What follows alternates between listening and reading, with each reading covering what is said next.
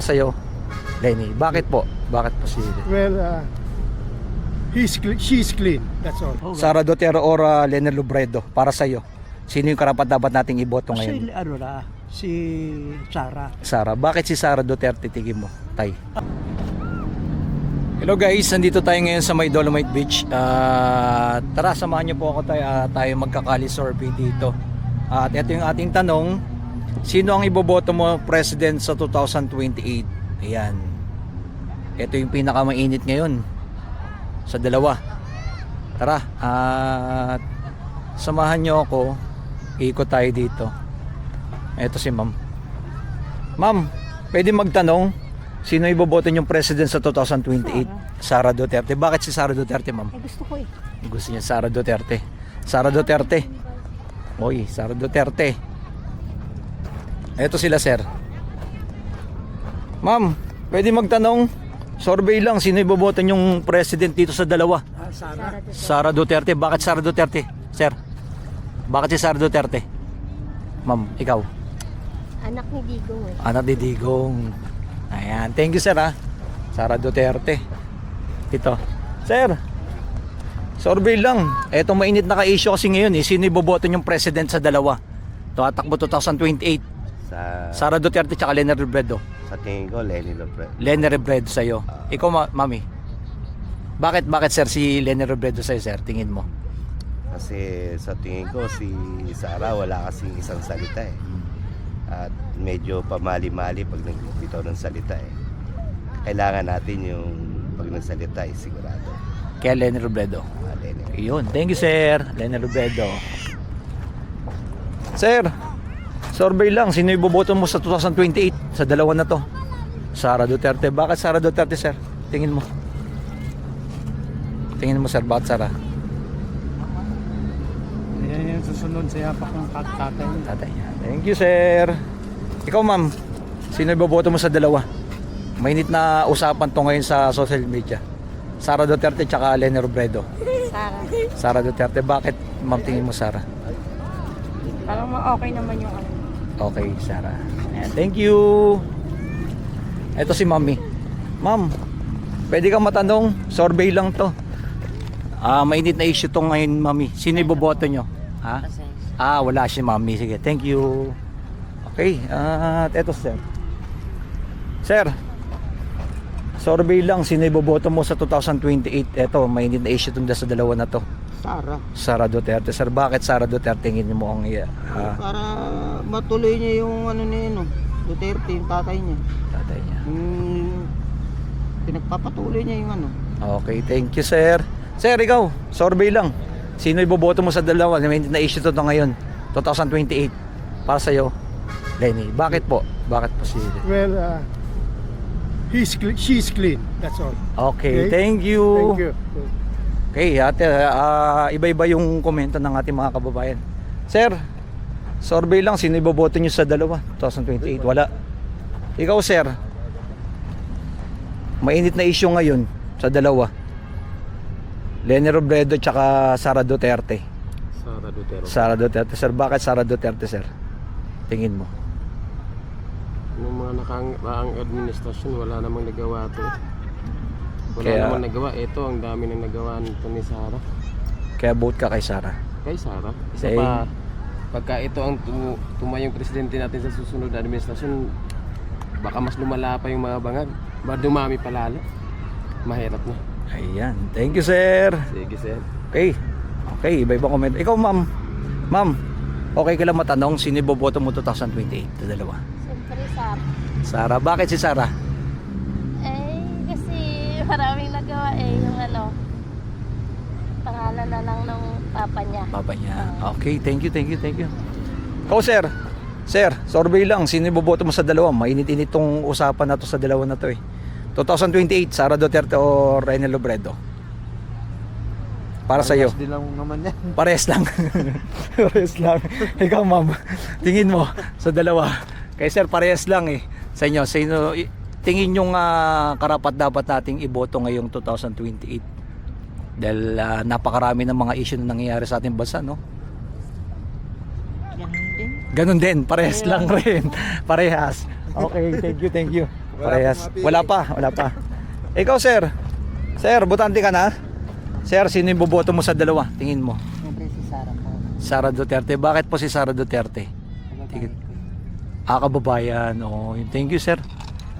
At least ito nakikita natin yung dito sa may Dolomite Beach ay eto, tanungin natin sila, ma'am. Ma'am, survey lang po. Good morning po. Tingin nyo, sino yung karapat-dapat nating iboto sa 2028? Sara Duterte or Leni Robredo? Para sa akin si Sara, maganda rin. Sara Duterte. Bakit si Sara Duterte, ma'am? Kasi mano na rin eh. Parang okay na rin siya. Okay na rin siya. Kahit naman sino sa kanila. Kahit sino. Mm-mm. Ikaw, mami, tingin mo? Parehas lang po. Parehas Parehas lang. Okay, thank you. Sinong magandang okay. Thank Wala you, tayong- ma'am. At least nakita natin. sir. Ito si sir. Ikaw, sir. Good morning. Sino iboboto mo sa dalawa? Mainit na issue to. Sara Duterte or Leni Robredo? Para sa'yo. Sino yung karapat-dapat nating iboto ngayon? Si Sara. Sara. Bakit si Sara Duterte tingin mo, Tay? May background na sila na magaling palakad sa gobyerno. Wala kinakaranasan. Tsaka tiwala ang tao eh. Yung trust, yung pagtitiwala. Yun ang kailangan lang naman eh. Si Lenny nasubukan na natin eh. Diba? Si mga Duterte, marami nagawa yan eh. Kaysa kay Bacoy, ngayon, Oo. marami ang Duterte. Ano tingin mo, sir, mga pagkukumpara mo yung Duterte tsaka Marcos na nangyari? Mas ka sa Duterte talaga, no? Oo, Duterte kasi. Nung dumating si Duterte, walang adik. Natatandaan mo ba nung araw na makapit bahay mo, nagpapatugtog ng video okay hanggang gusto nila. Hanggang madaling araw, no? Maga, Hanggang no? madaling araw. Nung dumating si Duterte, alas 10 lang, tapos na eh. May curfew pa. May curfew pa. Oh, may curfew. Meron silang may kamay na bakal eh. Pabor ka talaga, sir, sa war on drug na ginawa ni Duterte na time niya? Oo.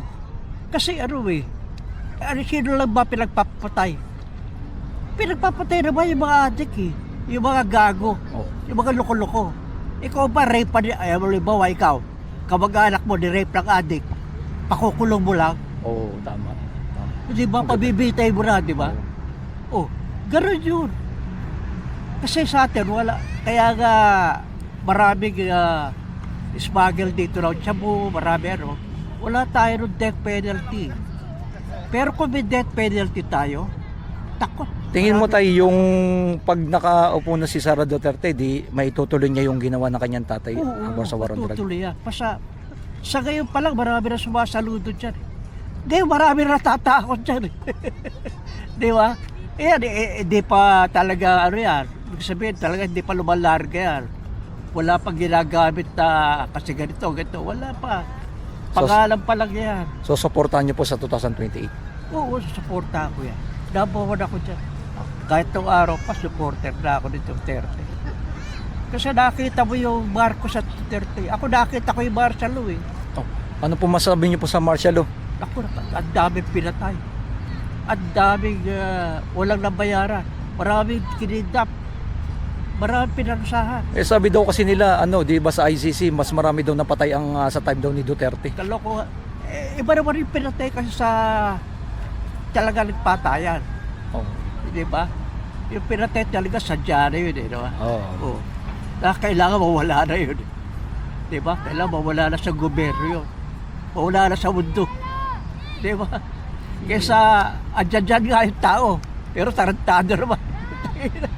Ayan, thank you, sir. No? Ang Sige, ganda ng sige. Ikaw, mami, sino yung boboto mo? 2028? Kay Duterte pa din. Duterte. Bakit po Sara Duterte tingin Mas mo? tahimik nung time ni Duterte. Same kayo ni tatay, no? Oo. Oh. Nakakalakad nga kami ng alas 4, alas 3 sa kali. Wala kang makikitang wala kang Wala kang makikita adik, takot eh. Tsaka wala yung mga Pero ngayon, medyo... Wala na. Tsaka nakulong na naman yung mga pulis na nagkamali, di ba? Oo. Nakulong na naman eh. Ano yung nahabol nila?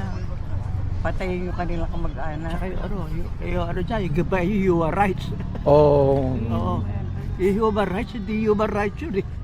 Nakakampihan yung Tingin nyo tay yung ginawa kay former President PRRD na dinala sa ano? ang mali. Anong masabi mo doon? Mali yun.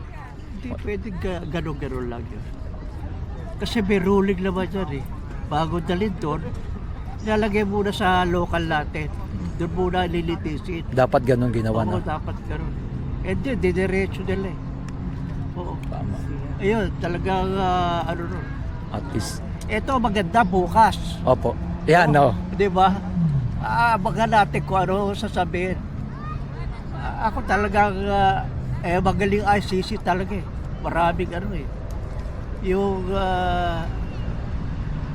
evidence nila, ano na eh, nakuha na nila eh. At saka yung mga ebidensya natin talagang, ang ebidensya nila patayan talaga eh. Oo. Eh doon sila galit eh. Doon sila galit. Ang dami mo pinatay. Oh, hindi nila alam kung ano yung mga pinagpapatay mo. Nag-imbis ka dati na si, ano dun, si ano yung Dilima, di ba, Oo. sa, ano, sa Davao. Opo. Wala naman sila natakbuhan. Sabi dyan living. Pero wala naman Wala. sila nakitang buto. Ibig sabihin yung mga ginagawa lang talaga sa mga Duterte talaga ano lang talaga no. Talagang Ano lang, yung ano lang yun. Yung, Talo na kasi ano sila. tawag doon? Yung mga iba, ano lang, Frame yung, up lang sa kanya. ay siguro, ano lang, yung ganti-gantihan lang, yung gano'n, di ba? Kanya-kanya pa no, o weather nga lang, sabi nila, no? ayan. Eh, weather niya rin. Ala ko babait na. hindi Ang pa problema, isurvey mo kailangan kung sino yung vice president. Ayun. Tingin nyo sinong magiging kasi ano na eh alam na ni may binanggit na kasi kahapon si BP Sara kasi hindi pa inilalabas yung magiging vice president. Ako, hindi pa kay Ivy. Di ba? Kanino? Ayoko no. Marcos pa rin yun eh. Kahit ano mangyari, Marcos pa rin yun. Sabi nila ang tumutunog kasi si Marcoleta. Ayan, maganda yan. O kaya Space Marcoleta. Marcoleta. Kahit na may ginawa ka niyan, pero Sinabi. matindihan. Ha? Pag si Marcoleta ka lang ang ano, nalagay, mahirap silang gibayin. Una-una, baby si Marcoleta eh. Una-una, iglesia si Marcoleta. Ilan ang member ng Tsaka magaling sa batas po no. Oh, magaling pa sa attorney, batas. attorney. Patapang. Tapang. Hindi umasisindak, you know. Di ba? Okay. Alam siya kasi siya sa batas naman nagre-rely. Di ba? Hindi niya sasabihin yung personal niya, yung batas ay idudugtog niya eh. Kaya nga Ayan. galit na galit siya doon sa kay doon sa restitution. Galit na galit siya ron, di ba? Yung pagbabayan, yung pagsoli. Sabi niya, ano, magkano i-restute mo? Oo. Magkano Yung sa babalik flood mo? control. Oo, Oo. flood control. Kaya ang korte lang ang magsasabi diyan. Yun, ganun. Ayan. At least si Tatay updated no, tsaka si Mami.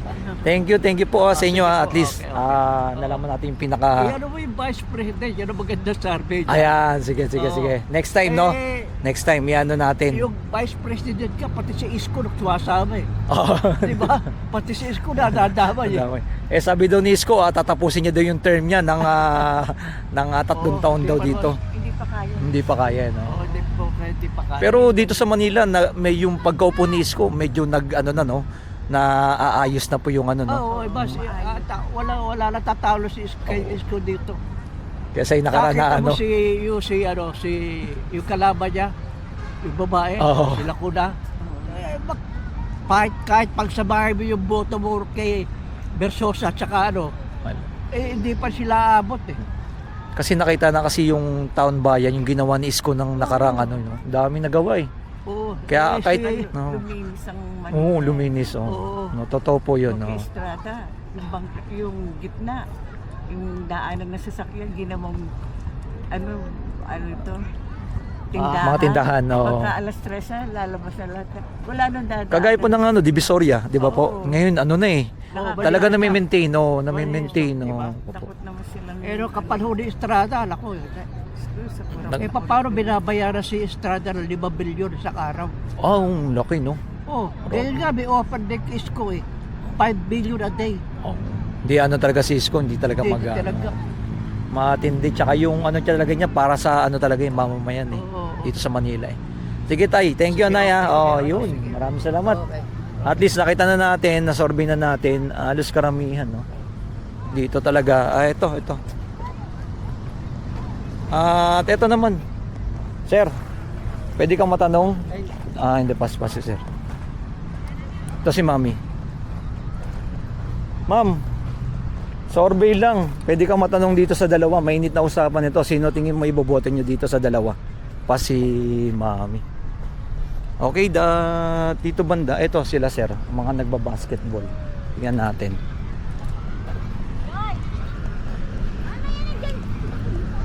Sir, mainit na usapan to ngayon sa social media. Tingin nyo sino yung boboto nyo sa dalawa? Ikaw, sir. Para sa'yo. Sa Leni Robredo or Sara Duterte? Ito na ako. Sara Duterte. Bakit sir Sara Duterte tingin mo? Yan lang trip ko.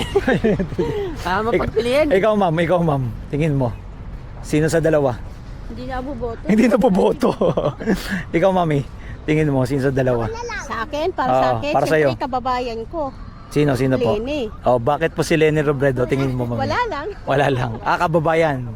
Kababayan. Ayan, at least Sa mahirap yun. Tama lang yun. at least nakita natin. Ito sila sir, sila ma'am. Mami, sir, pwede kang matanong, survey lang, tingin nyo sino yung karapat-dapat natin iboto sa 2028? Sara Duterte. Ikaw mami, Sara. bakit tingin nyo po si Sara Duterte ang... Alam kong may kapasidad ba mo ng Pilipinas? Ayan. Ikaw mami, bakit? Bakit si Sara? Gusto ko lang si Sara. Gusto si Sara. Thank you sir, at least nakita natin no. Ano talaga no? Lamang si ano? Survey lang. Ito si sir, nagpapainit eh. Sir, okay lang matanong ka. Tingin mo sino yung karapat-dapat natin iboto dito sa dalawa? 2028, mainit na issue to.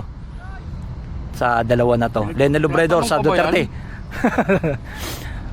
Puso tayo. Puso, Sara. Tingin sir, bakit Sara Duterte ang karapat-dapat 2028? Mas may magagawa yan kaysa dito sa isa.